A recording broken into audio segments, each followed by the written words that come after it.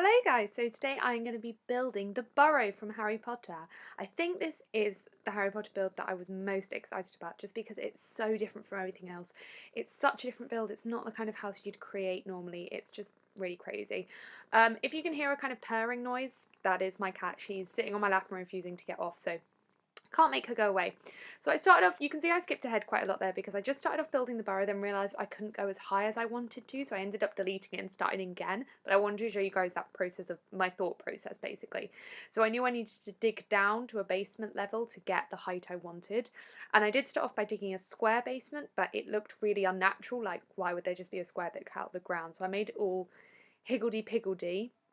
And then obviously deleted the roof, so you're digging down, and then started off the build down there, and that's just so I could get the height that I wanted because the burrow is so many stories tall. I could not get the height I wanted without digging down. So, you know, technically in the films the burrow is sitting on flat land, but I really wanted to get the height that I wanted. So I started off with quite a big kind of rectangle with corners cut out. Then I put a square on the back, and then I build up and up on the square, and then I bring that forward and it looks like it's being supported by beams. Obviously it's not in The Sims, and I had to use a couple of like move objects to get the beams kind of upwards to the level I wanted. But yeah, that's where I was going with it. So it's meant to look like, so basically the history of the burrow is that it started off with that base bit, which is kind of like an old pigsty on an old farmland, and then they built up and built up and built up with each child. So that's why it looks so higgledy-piggledy, which I really, really like about it. I just think it looks so interesting. So here I was placing the beams that were going to be supporting the upper bit. There's meant to be diagonal beams as well, but there was nothing I could use that would make diagonal beams, so I just used the straight ones. And I was having to raise them up to get double-heighted ones, which for some reason my camera zooms all the way out when I try to raise objects, and I don't know what that is or how to fix it, and it really frustrates me, so I do need to Google how to fix that because it's really annoying me. Then I was experimenting with the colour of the floor at the bottom, and then I think I kept like looking at pictures and adding things as I went along, which I kind of like because that is what the burrow is like things get added constantly. So I was adding this porch bit with a little roof on the front. The roofing on this was quite difficult. There's quite a lot of different random roofing pieces. I couldn't use terrain paints at the bottom because it is technically a floor, so I had to use like this grass carpet thing, and then later to make a kind of sandy texture I had to use beige carpet, but it looks absolutely fine, like unless you're really close up, and I ended up covering up the floor with loads of plants anyway. And then the walls, I don't have any of the expansion packs, so I don't get those really nice like wall paints that they have in Windenburg, so I had to use one. It's kind of similar, it's got brick and then wallpaper at the top, and then I was using different wall covers with every bit of the build because, as I said, like the Weasleys have added onto this build with every child, so it makes sense that every section, every floor of the house is covered in something different. So even the white beams you might not be able to see, but the white things on the outside go in different directions, so some goes upwards and some goes across, and then there's wooden beams and all sorts of things like that. And I think I ended up changing them to something a little bit more rustic later on in the build. I think I built this over 3 days and it took about 5 hours, so a lot of things, like I sleep on it and I go back and then I change it. I don't often do a build all in one day just because I don't really have the patience to sit for that long. I kind of go back and forth to it. So adding some windows. There aren't actually that many windows on the bottom floor of the burrow. If I'm really honest, at this point I realised I'd made it way too big, so there was way too much space, but I'd kind of made it at this point and it was the easiest way to like get all the roofing right and everything. But once you see me decorating the inside, you'll see that it's much too big, and it should be a lot more cramped. But you know, like that's hindsight. I could have gone back and changed it, but I couldn't really face reducing the size of everything really. And it just looked really good, like zoomed out and everything, and it just gave me a lot more space to play around with. So yes, it's a little bit big. I wouldn't have reduced it that much, but I would have reduced it a little bit looking back. So now I'm adding what is actually carpet all the way around, but it's meant to look like a kind of sandy gravel bit all around the back, and then I disguise all the hard edges with plants later on. That was one of the bits that took the longest. There I put so many plants on the ground. And then I'm adding more little roofing bits, so there's another extra bit here. And they make really interesting interiors on the inside because it means the rooms aren't all just square. You've got these little cut out bits with windows and stuff. And the amount of different windows I used on this build is insane. You'll see in a bit just me adding windows. Like every wall has a different type of window. And I have a book of like loads of different Harry Potter things about the sets and stuff, and it said the set designer for this wanted to make it look like they'd kind of scavenged for all the parts they needed. So like they've got little bits of stained glass that are from churches and all sorts, just like scavenge windows from all these places. So I was adding a little balcony, which I saw in some pictures of it, that actually adds onto Ron's room, which is really, really cool. Yeah, then just adding loads of windows everywhere, and then in some places there aren't many windows, so it's just really random. Then I was adding these little like triangle bits that poke out the walls that I could see in photos. I ended up really liking these. So you can see Ginny sitting in these. I think it's in the 6th film, but they just look so nice on the outside and the inside. They make for really interesting little spaces on the inside. And you'll be able to see when we go into the interior that and most of them I added a little armchair so they kind of people can sit and look out of them. I wanted to add like a window seat kind of thing, but you don't really get that in The Sims. So I was adding the front door. I hated the front door I put on. Right at the end of the build, I go back and change it. Just because of the size of the space, I put a double door, but it looked ridiculous. The Weasleys meant to have just a little single barn door, so I go back in and change it. I'm adding a little swimming pool down the side here because they are meant to have a little pond, and I can see it in some of the photos. It's probably meant to be a bit further away from the house, but it looks nice there. And then I'm adding the shed, or the kind of, yeah, the shed barn where the car is kept and all Mr. Weasley's tinkering bits. I didn't decorate inside there, but I did shove the car in the front. So yeah, that looks kind of nice. That's again meant to look like a chicken coop, because I think, yeah, the main bit of the house is meant to be a pigsty, and then that bit's meant to be a chicken coop originally. Yeah, so I'm just going in. So now I'm doing the outdoor plants, which took forever because I wanted to cover all those hard angular lines. And also, it's described so much in the books, and it's seen in the film, that the Weasleys' garden is meant to look really overgrown. It's meant to be the opposite of the Dursleys, and I think Harry says at one point it's how a garden should be, like really, really crazy overgrown. So I was adding all this long grass to cover up the edges of the carpet, and then I was adding bigger plants in the middle just to make it look really scruffy. I really like how it ended up looking. It looks so much better than just like the carpet grass we have on at the moment. So, oh dear, my voice is gone. Okay, it's come back. Yeah, so this bit's a little bit boring. I am just adding plants. What was really funny was this house ended up being more expensive than number 4 Privet Drive. Like the building cost ended up being so much more expensive, like double, just because of how much is in this build, which is kind of funny because obviously the Weasleys are meant to be really, really poor. But their house is pretty big. Like, it's described as small, but you've got to fit 8 people in it. So it's cramped, but I wouldn't imagine it to be tiny just because of how many people are in it and how many floors it has. Like, it's got a lot of floors. I was adding some stairs to get down, and then I realised I'd put them wrong and the Sims would fall down. Yeah, adding some stairs. Obviously, they're not in the films or the books because it is meant to be on flat lands, but as I said, I needed to build down. And then I decided I didn't even like the green bits that were left, so I was adding plants everywhere. And it also, those plants kind of distract from the weird green basement walls that are around the edge, because obviously we've had to build down and you can't get kind of rocky walls. So, yeah, I was just adding more plants. I think most of the cost of this build was purely in plants. There's a lot of plants. So I think I'm about to now start on the interior. Yes, I am. So the layout of the interior was really, really hard to find. I found out that it had been changed at least once, because obviously the first time the Burrow is seen is in the 2nd film, and then they changed directors in the 3rd film and all the sets got changed. So I think it changed a bit after that. And then the 6th film, which this bit has been a gripe my whole life since the 6th film came out, they burnt down the Burrow, which frustrates me so much because it's not in the books and it didn't relate to the plot at all. It was just like, I think they just thought there wasn't enough entertainment in the film, so they burnt down the Burrow. And then the interior changed massively after that. And it was kind of an excuse for them to change the interior for the next film. So the interior has a lot of different interpretations. This is the way I always imagined it, with the stairs halfway through the house and then a half wall covering them up, but the stairs poke out the kitchen. And I think that's how it was in the second film when we first see it, and that's the bit that sticks in my head. So that's what I was going for. But I wasn't following any set floor plan. I was looking at different floor plans and then also using my imagination, because I've read the book so many times, watched the film so many times. So I was doing it kind of how I imagined it. So from this bit on, you can start to see what I mean about making it a little bit too big.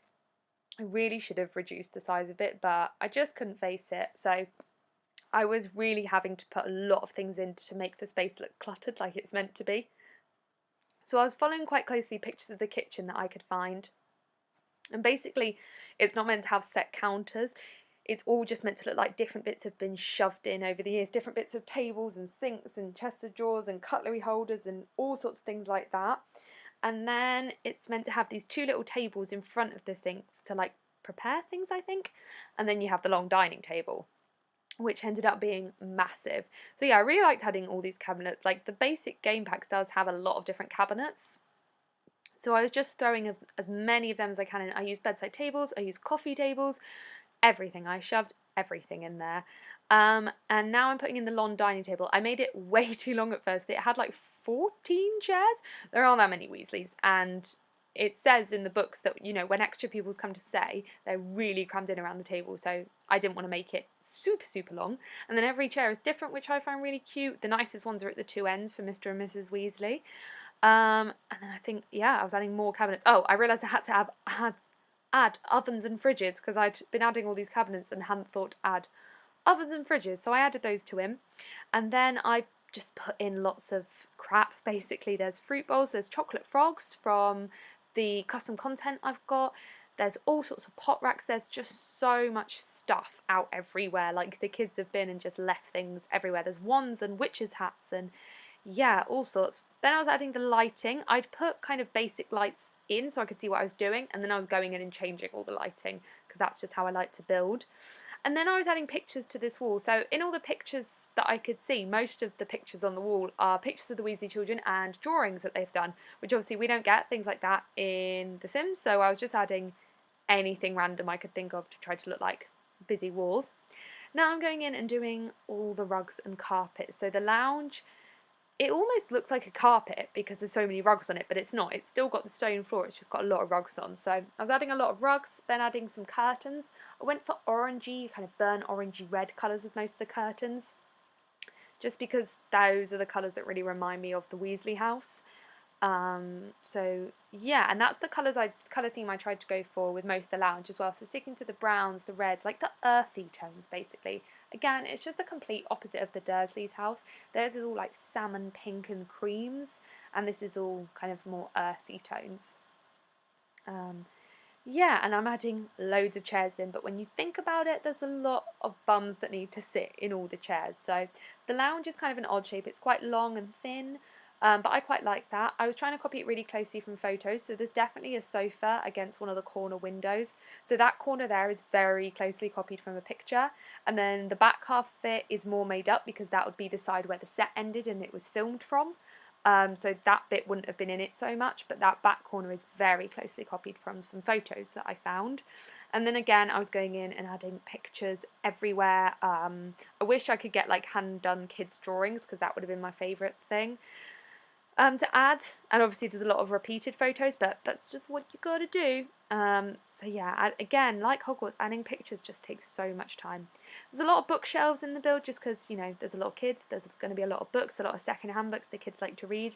And then I was going in and adding loads of magical objects. So the Hogwarts trunks, there's quite a few of them in the house. You can see, I should have lingered on it for longer, you can see I've added the flying forward anglia in the shed, which is really, really cool. So I have that as a custom content. And then I added, yeah, all sorts of like wands, and there's broomsticks lying around the house everywhere, just things like that. So going on to the first floor, the two rooms that I knew were on the, well, the one room that I definitely knew was on the first floor was Ginny's room, because it's explicitly said in the 7th book that Harry's never been in Ginny's room, and he goes into it and it's a bright small room facing out to the orchard on the first floor of the house. So it was important to me that I got the ones it was important to me that we got the rooms where we know where they are on the right floors, and then everything else I just made educated guesses. So I also put a bathroom on the first floor because presumably when they first built the house, they would have put a bathroom in like the first floor they built. And there's also 2 rooms I left undecorated downstairs. I then go back and do them when I worked out what rooms I wanted to do upstairs. So we know that Ginny's room is pink, but what I basically wanted to do with all the rooms, I didn't want them to have one colour around the walls.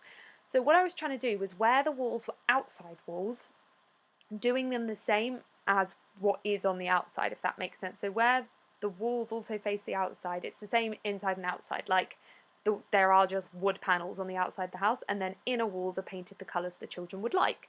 So Ginny has a pink room, which is described in the books, and then she's just got a nice little bed, some rugs, some pinky coloured curtains, she's got a dressing table, just normal things people have in their room. Because the description was just a bright room, pink colours, and then lots of posters on the walls of things that she likes, like the Hollyhead Harpies and the Weird Sisters. So I added lots of posters on the walls, a few little plants. Most kids have the Hogwarts trunk in their rooms, just because they would if they were home for summer. Yeah, and just posters everywhere. I like Ginny's room, it's really sweet. Then I went on to the bathroom. This is meant to be the main family bathroom, so I really like it. I ended up putting a ton of dressing gowns on the wall, like they've all just shoved their dressing gowns up there. 2 washing bins, because I imagine they get through a lot of washing, and then just all sorts of random cabinets and stuff. It's quite a cute room. And then the hallways I really struggled with because there's not much you can put in landings and hallways. So I was just adding lights and like a couple of plants and pictures on each floor. And then heading upwards. So this floor is one we know very little about. So I basically put Bill and Charlie's rooms in here. So I thought they were going to have to share a room, but it ended up I could make them 2 separate rooms, which I was quite happy with because presumably as the 2 oldest children, they would have started off with 2 separate rooms. So obviously we never seen these in the films, so this is completely made up by me. But Bill's room I wanted to be blue because for some reason I imagine Bill likes blue. Bill was meant to be head boy and he's obviously very clever, but he's also really, really cool. So his room is just, it's not anything too special. It's just a cool blue room. I put a dresser and a chest of drawers, and I end up going back and changing it to a desk because I thought he might have a desk because he was really clever. And I also end up going back and adding bookshelves to all the rooms. And then Charlie's room, I really like Charlie's room. So I ended up doing it in this really green dinosaur theme. And you've got to imagine that the dinosaurs are dragons, not dinosaurs. Because what I imagine is the children decorated these rooms when they were children, like before they were 11. So between the ages of whenever they decided they want to decorate and 10, they chose their decorations for their room. And then they all go off to Hogwarts. So they wouldn't really redecorate after that because they're only home at Christmas and summer. So their rooms are kind of stuck in their 10-year-old selves, which is why Ginny's room is pink. And Charlie's room is green and covered in dragons, which are meant to be dinosaurs. No, other way around. Dinosaurs, which are meant to be dragons, because obviously Charlie loves dragons, so I really liked Charlie's room. I was adding a little chair at that triangle window, which is we see Ginny leaning out of in the 6th film, and then her and Harry nearly kiss, and it's really awkward. And then this floor is the biggest floor, so this has Fred and George's, Percy's, and the parents' room. Again, none of these are ever seen in the films, and they're not even described in the books. They're like Harry never goes in them, so they're never described. So it was completely like imagination building these. So again, I'm doing the outer walls, the same outer thing is what is on the outside. You'll see what I mean if you're kind of watching it. And then the twins' room, they have orange and green colours, and then the wall is half painted orange, half painted green for their sides of the room, which I think is really cute. And it's a bit of a cluttered room just because I imagine them to be quite messy and they do all their experiments in here. This is when I was going back and adding bookshelves into everyone's room. So like Percy and Bill have proper big bookshelves, and then all the other kids just have little bookshelves. And then I put loads of posters on the walls, and yeah, I actually really love the twins' bedroom. And then I was doing Percy's bedroom, and that is by far the neatest out of everybody's. So he's got a lot of bookshelves, he's got his desk, and his room is decorated blue, just like Bill's, but it's a kind of darker, more sensible blue. And he's the only one without a rug, I think. Just because I was trying to make the room look really kind of boring and studenty. I don't know. But yeah, that's what I was going for. So there's books out on all the surfaces, and yeah, that's what I was kind of going for. And then onto the parents' room. The parents' room kind of looks like the deck of a ship because most of it was paved in the wood that is used on the outside, and then they have a wallpaper on one wall. And then, yeah, their room was actually pretty big, but the furniture is so mismatched in here, which I really, really liked.